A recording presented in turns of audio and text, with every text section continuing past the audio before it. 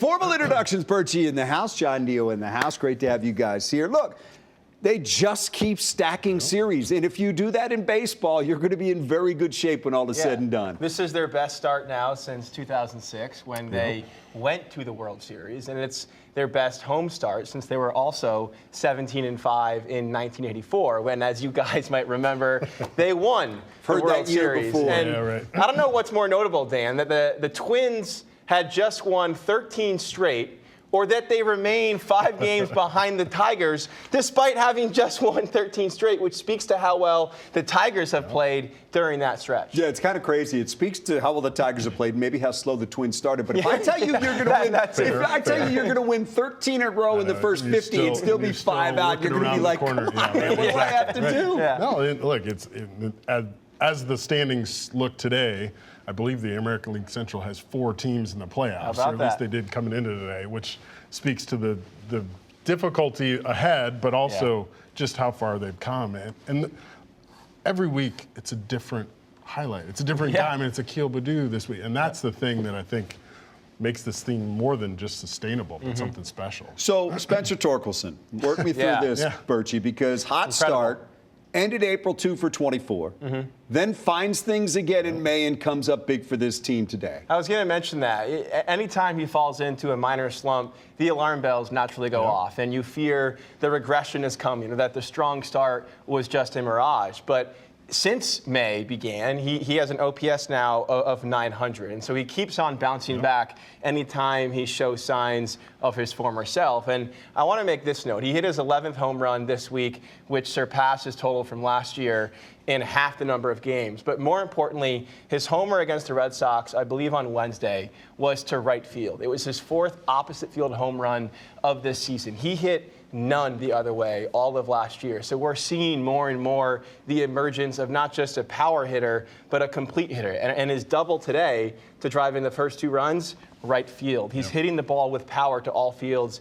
That's what they thought he was when they drafted him first overall way back in 2020. And I think probably the most significant thing that Burchie said right there, John, is this. He bounced back. Because Burchie's point is a good one. I think in the offseason, we didn't know if this guy had a role at all on this team or would be on this team.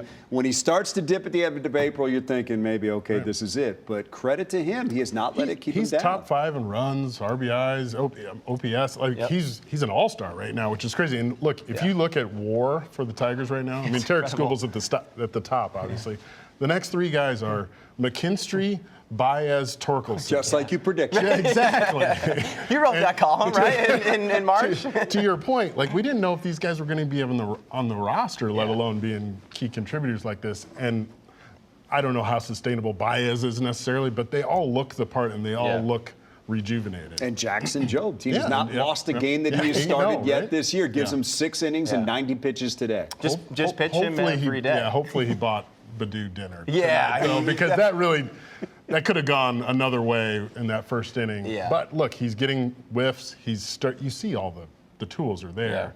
And it's harnessing it all, and he's starting to now. These last 2 starts getting some more swing and miss. I also want to note Gleyber Torres, who's quietly having a really solid season, and the average is around 300. He also, most notably, has more walks than strikeouts, and that is a throwback stat in today's MLB. Most good hitters strike out twice as often as they walk. He's hitting 290, an OPS over 800, and has more walks than strikeouts. Only 3 other players in the majors this season can say that, 2 of whom are Juan Soto and Kyle Tucker. This guy is having a majorly impressive season. And today, he goes 0 for 2, but walks twice. And the second walk, he comes around to score the go-ahead and game-winning run. He is exactly who they thought and hoped they signed when they did.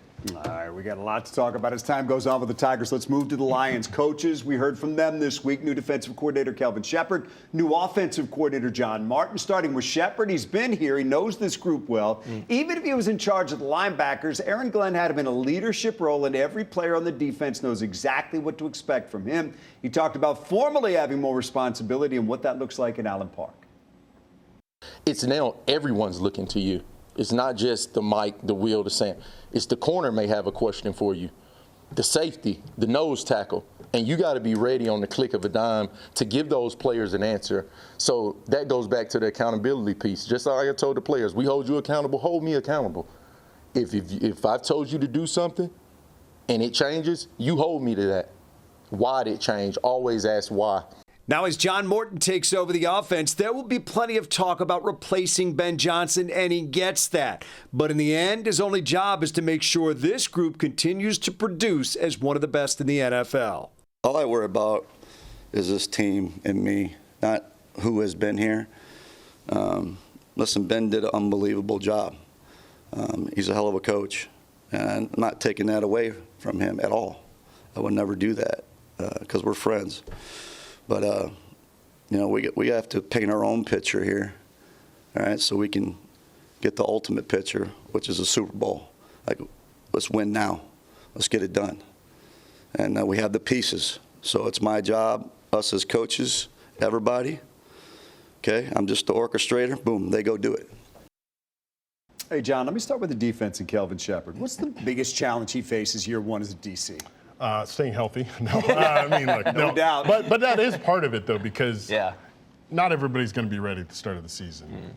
Lee McNeil's not coming until later on. So it's building depth and figuring out how all these pieces are going to fit together in the short term and then the long term.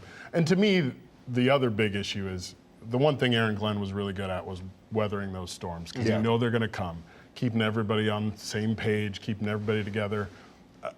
Kelvin Shepherd did that as a linebackers coach certainly last year. He's looks like the kind of guy, personality that's going to be able to do that. But there are going to be tough moments, and he's going to be the guy taking the heat. If you look at the defensive numbers last year, Burchie, top 10 in defensive scoring, top 5 in against the run, number 1 in third down defense. Passing defense is where they gave up some chunks, but you can see where there's another level for this defense to get to. In particular, you saw at the end of the year when they were really beat up, they started to have a lot of holes. Yeah, and obviously the best secondary is a strong pass rush, and it is going to be a challenge with Hutchinson probably not finding his stride, you would assume, until October-ish, and Lee McNeil returning then to generate a push to start the year. But the other challenge for Shep is going to be play calling for the first time in the NFL and sequencing those play calls to put his players in the right spots to thrive. And there is no shortage of talent on this defense. And I think it's worth noting that for all the talk about the Lions and what they did or didn't do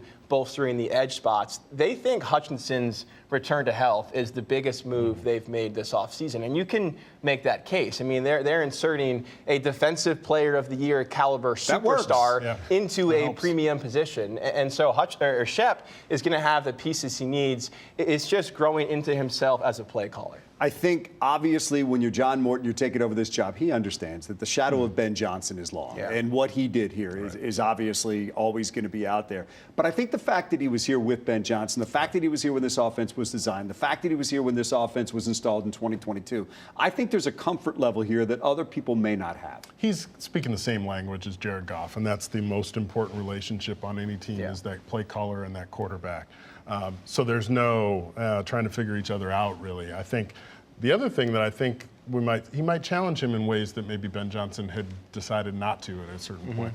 I think you might see more shots down the field. You might see some of those things that we saw him do in Denver with the passing game in Denver with Bo Nix. So I'm kind of curious to see what ways he's going to challenge Goff that maybe Ben Johnson didn't. Yeah, it wasn't a coincidence that John Morton smiled a lot talking about Jameson Williams and actually predicted a breakout season, which would make it 2 breakout seasons in a row because this guy did have 1,000 yards last year and I think 7 touchdowns. But I think he sees Jameson Williams at an even higher ceiling than he reached this year. And you're right, they did push the ball downfield and get vertical a lot in that Broncos offense. And I think he looks at J-Mo and says that could be a guy who goes for 1,500 yards, not just 1,000. Not to be left out, you know who also feels pretty good?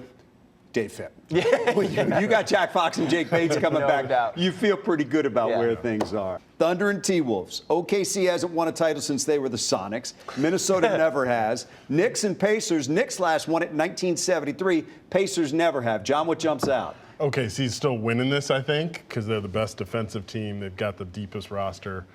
they've done that more than once in this playoffs, winning by 40-plus points. But it's going to be fun because it's not what we expected. And that's always what you're hoping for, I think, in the NBA, right? Is we didn't want Celtics again. We didn't, we were tired of that. So we're getting some, the Eastern Conference, I think, is going to be great. Yeah. And then we'll see what the T-Wolves and OKC can. And we might get a Julius Randle, Karl Anthony Towns grudge match in the NBA Finals, which would be Sometimes incredible. Trades do work for both teams. Yeah, right? a year removed from this blockbuster trade, we might see those two teams square off in the finals. And it's pretty amazing to localize this for a second. The Pistons were maybe a Tim Hardaway missed call away, or even an Isaiah Stewart Game 1 injury away from knocking off the team that is now 4 wins away from the NBA Finals. And so as much as the changing landscape in the East feels like an invitation to go for it, it's also an invitation to stay the course. Because if you had a healthy Stewart, maybe a healthy Ivy, or one call go in your favor, with this current core, you might be playing for a spot in the NBA Finals. So it's maybe not the summer to get desperate or bold, but just to build this core up. And that's an interesting conversation as you bring it around to the Pistons, because if you look at these teams, big trades have been a big part of what has happened with these teams. If you look at Minnesota, Randle and Gobert both came via trade. OKC, they got SGA and Jalen Williams as a draft pick in the same trade. If you look at what's happened with Brunson and Cat, they were brought via trade. Indiana, their top 2 scorers both came via trade. So all right, you win, Dan. You win. It sets up an interesting conversation. Does that apply to the Pistons, or does everybody kind of have to do things their own way? There are different levels in there within what you just talked about there. Boston made trades too. But the Siakam trade is, I think, more what the Pistons should be targeting, maybe not this summer, but next summer. That sort of secondary, tertiary piece, as opposed to just we're going crazy here. But to your point, Celtics may have to sort of blow it up unless they want to pay $500 million for a team that doesn't have Jason Tatum next year. Milwaukee's probably losing Giannis. So suddenly you're in that top 4 with just what you've got. Brunson was a free agent, but the rest of those were kind of like value for value trades. They were big trades. I would just be wary of disturbing the momentum that this core has established. And that's to your point. Maybe the trade you make doesn't sacrifice a core guy like Ivy or Asar or Isaiah Stewart, but it does sacrifice draft picks. And I think they can afford to do that. But the biggest thing that has to happen for this team is for Cade to take the same step that SGA has taken over the last 3 seasons. He's gone from one of the best young players in the NBA to one of the best players, period. And over the past 3 years, the Thunder, not coincidentally, have gone from 40 wins to 57 to 64 and to serious NBA contenders. And if Cade makes that same jump, the Pistons will have enough around him, as currently constructed, I would think, to be contenders themselves. I think SGA, we were talking about it before we came on, 30 points a game for the last 3 years. And tonight, 35 points and not a single turnover. Surrounded by the good best defensive player in the league, maybe in Lou Dort. There's a lot of good pieces around him. No doubt. Good players. You might want to introduce Wojo to one of them, Chet Holmgren. Not a bad player. Fitting guys that we have Scheffler and Rory winning the first 2 majors, because they have really separated themselves. We don't see Rahm much. We don't see Koepka much. We don't see DeChambeau much. But these guys have separated themselves. And it does feel like, Liv, whatever you feel about it, those guys don't play every week like these guys do on the PGA Tour, and they still play 72 holes, grind that way. And I think you saw it a little bit maybe with Rahm at the end of this one. I don't know. Yeah, I would love to know what it's like to golf like that for just like 2 or 3 holes or 2 or 3 shots in a row. Well, he didn't have his A game in this week, and he still won going away. And he's been golfing like that for 2.5, 3 years now. He has really found a groove. Again, give me 2.5 to 3 shots. He's doing this 2.5 to 3 years consistently. 3rd major, We'll see where it goes. Didn't end up in an orange jumpsuit this year either, which helped. Much better PGA Championship without police interaction. All right, check these guys out. Burchie97 on theticket.com. Check out John in the Detroit News.